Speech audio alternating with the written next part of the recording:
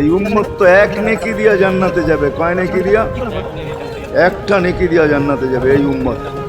অন্য উম্মতের কথা জানি না আমি, এই উম্মত এক নেকি দিয়া জান্নাতে যাবে। নবীর একটা আদর্শের কারণে জান্নাতে যাবে। সিরত মানি আদর্শ। আর এটা আমরা কদমে কদমে মুহতাজ।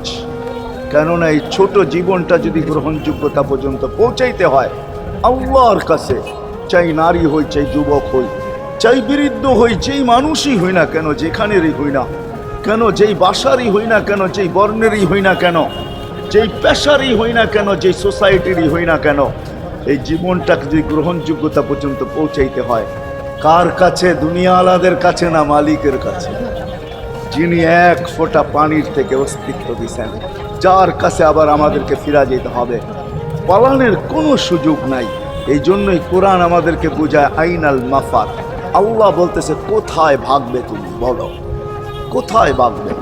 কবির কথাই সত্য, যদিও নাকি পালাও তুমি আকাশেতে লাগিয়ে সিঁড়ি, সিঁড়ি লাগাও যদি আকাশে চলে যাও, তো আল্লাহ বলে তোমার বাগার কোনো সুযোগ নাই। কেননা ইল্লা বিসুলতান, ওইখানেও আমার রাজত্ব, এইখানেও আমার রাজত্ব,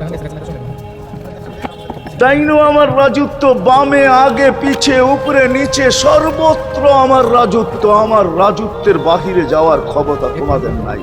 দ্বিতীয় কথা এটো, আইনা আনা মাআকুম আইনা মা কুনতুম, যেখানে যাবে ওইখানে আমি সঙ্গে থাকব। আমাকে দূর করতে পারবে না। যদি করো তাহলে তুমি থাকবে না, তোমার অস্তিত্বই থাকবে না। কেন আমাদের ভিতরে আল্লাহ নাই বটে, কিন্তু আল্লাহর একটা পাওয়ার আছে যেটাকে রূহ বলে। কুলির রূহ মিন আমরি রব্বি, আল্লাহর একটা পাওয়ার, একটা সিফত, সবচেয়ে শক্তিশালী পাওয়ার যেটা, ওটা আমাদের ভিতরে আল্লাহ ঢুকায় রাখছেন, যেটাকে আমরা রূহ বলি। কোরআনের ভাষায় রূহ বলে, বাংলা ভাষায় আত্মা বলে। যেটাকে আমরা আত্মা বলি ওটা আল্লাহর হুকুম ছাড়া কিছু না। আল্লাহ বলে ওটা মনে করে নাও আমি তোমার ভিতরে আছি, কেন এটা আমারই জিনিস। কুলির রূহ মিন আমরি রব্বি, আমাকে পৃথক করলে আর তুমি থাকবে না। তখন তোমার চক্ষু থাকবে আইন লা তানদুর, তোমার চক্ষু থাকবে দেখবে না। উদুন লা তাসমা, কান থাকবে শুনবে না। লিসান লা তানতিক, জবান থাকবে কিন্তু জিহ্বা থাকবে কিন্তু বলবে না। আকলুন লা তুমাইয়িজ, তোমার মগজ থাকবে ভালো মন্দ বুঝবে না। কলব লা তাতাফাক্কার, দিল থাকবে কিন্তু চিন্তা করার ক্ষমতা তোমার থাকবে না। ইয়াত লা তাফতিশ, হাত থাকবে ধরবে না। রিজল লা তামশি, পাও থাকবে চলবে না। তুমি হবে লাশ। লাশ।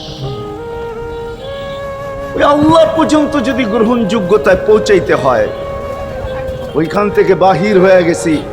ভালো তো বাসি, কিন্তু আগেরটুকু জানি না। ও মেরে দোস্ত, শুধু ভালোবাসলে চলবে না। আবু তালেবের চেয়ে বড় ভালোবাসা আপনার আমার ছিল না। সাহাবাদের মতো ভালোবাসা আপনার আর আমার নাই। আছে নাকি? হ্যাঁ, আবু তালেবের মতো ভালোবাসা ছিল। চলেন শর্ট করি। আবু তালেবকে নিজের হাতে আল্লাহ রসুল কবরে রাখছেন। যখন রাখতেছিলেন তখন চিৎকার দিতেছিলেন, আম্মি মা তারাক্তালি সাবিলা, চাচা কোন রাস্তা রাখলেন না আমার জন্য। বলছিলাম কলেমা পড়েন, পড়লেন না। বলছিলাম ঠোঁটটা হেলান, হেলাইলেন না।